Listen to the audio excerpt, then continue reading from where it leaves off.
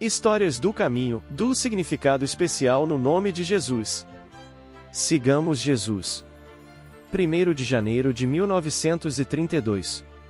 O nosso dever neste mundo é seguir Jesus, buscando compreender os seus luminosos ensinos e pô-los em prática. É amar os nossos semelhantes, desejando para eles aquilo que almejamos para nós mesmos. Por que haveríamos de trazer o egoísmo no coração se perante Deus somos todos irmãos, que se devem amar reciprocamente? O egoísmo e o orgulho são os maiores inimigos da ventura da nossa alma. São portadores de infelicidade. Por esse motivo é que Jesus sempre exemplificava a humildade, o bem e o perdão para que víssemos que somente nos jardins da virtude poderemos colher as flores radiosas da alegria perfeita.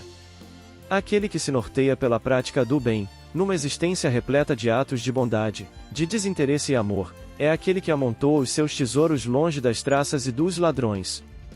O Divino Mestre recolhe todas as suas boas ações nesta vida, formando com elas as joias de luz que hão de realizar no além as riquezas daquele que buscou espalhar as sementes do bem e do amor na terra.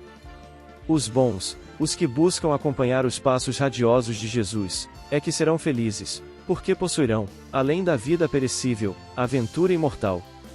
Francisco Cândido Xavier. Do significado especial no nome de Jesus. O caso Valéria. Entrevista concedida por Francisco Cândido Xavier a Nair Belo.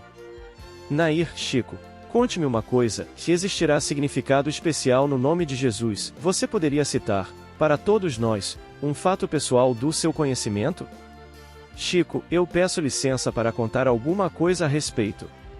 Aí por volta de 1953 até 1959, quando mudamos para Uberaba, nós sempre, desde muitos anos, fazíamos assistência, uma assistência carinhosa de levar uma oração ou a expressão de fraternidade a doentes, a necessitados, quando uma senhora nos pediu para visitar a irmã dela que tinha se tornado hemiplégica e muda.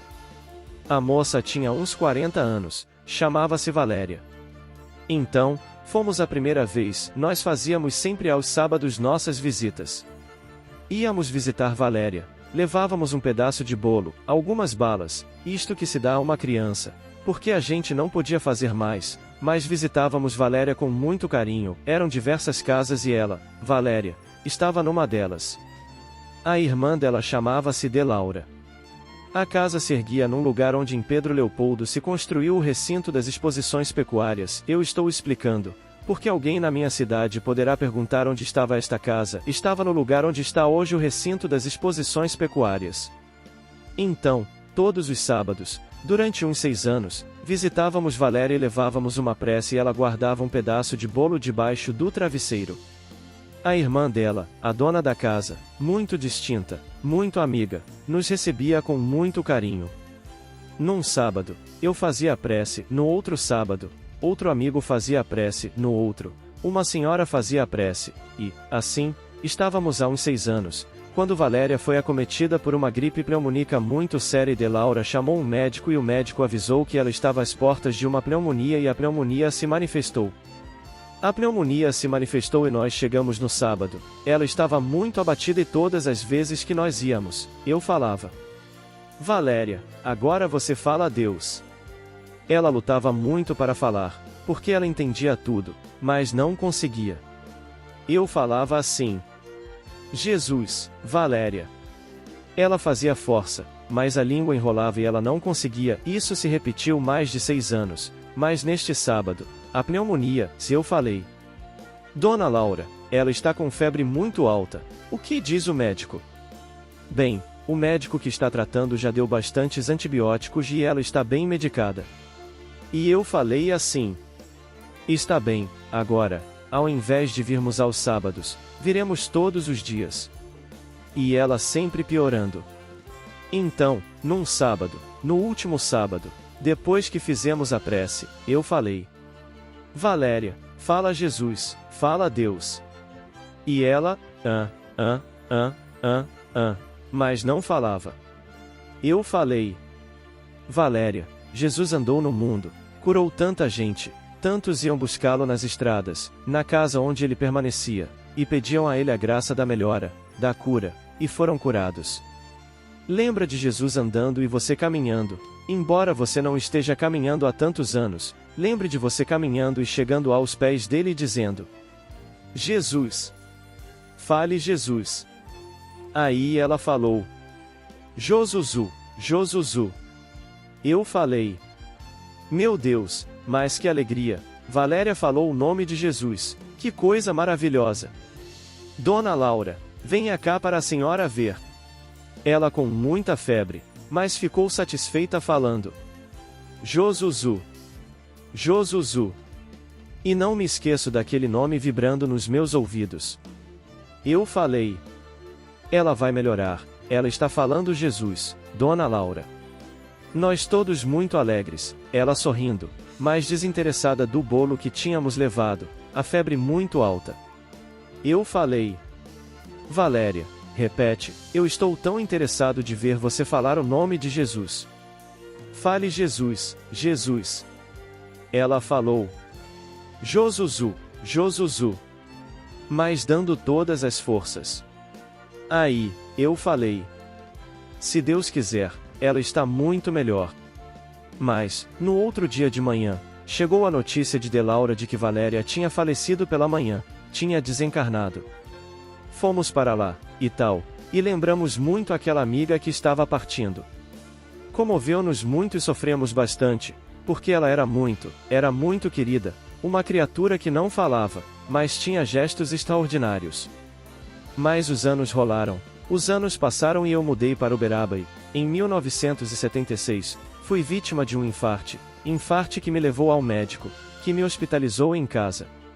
Disse-me assim: Não, você pode conturbar o ambiente do hospital com visitas, é melhor você ficar hospitalizado em casa, a porta do quarto ficará com acesso apenas a esta senhora que é enfermeira. É uma senhora que está conosco de nome Dednorá Fabiano. Então, Dednorá era a única pessoa que entrava, para eu ficar 20 dias mais ou menos imóvel e eu fiquei, mas isso não impedia que os espíritos me visitassem e, então, muitos amigos desencarnados de Pedro Leopoldo, de Uberaba, entravam assim à tarde ou à noite e eu conversava em voz alta. E eu falei: Dona Dinorá, quando a senhora me encontrar falando sozinho, a senhora não se impressione, eu estou conversando com alguém. Ela falou: Não, eu compreendo, eu compreendo. Ficou naquilo, não é?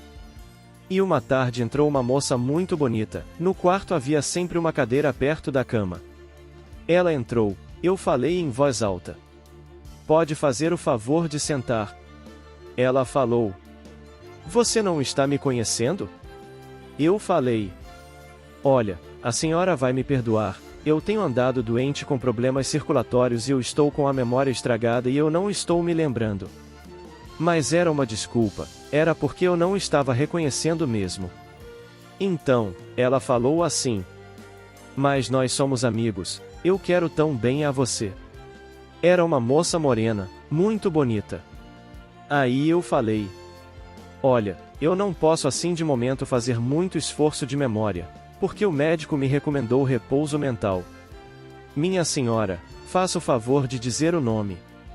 Ela falou assim: Não, eu não vou dizer, eu quero ver se você lembra, eu sou uma de suas amizades de Pedro Leopoldo.